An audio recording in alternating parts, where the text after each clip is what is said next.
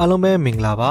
Samsung user တွေစောင့်မျှော်နေကြတဲ့ဒီနှစ် Samsung flagship တွေမေးဆက်မဲ့ Samsung Event 2026မှာတော့ AI feature တွေများစွာနဲ့ဘယ်လို user တွေလက်ထဲကိုထည့်ပေးဦးမလဲဆိုတာစိတ်လှုပ်ရှားစရာပဲဖြစ်ပါတယ်လက်တလောအခြေအနေအထိတည်ထားတဲ့ information တွေအရ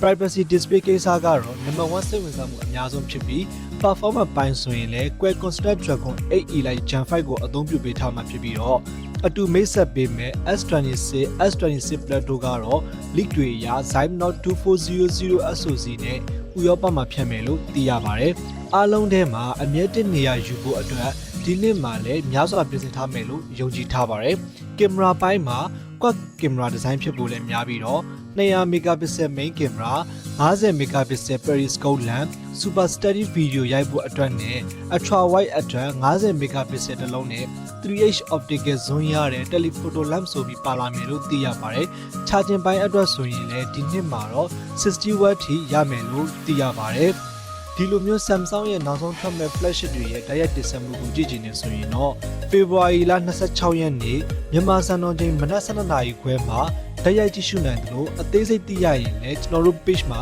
တင်ပြတော့မှာဖြစ်ပါတယ်။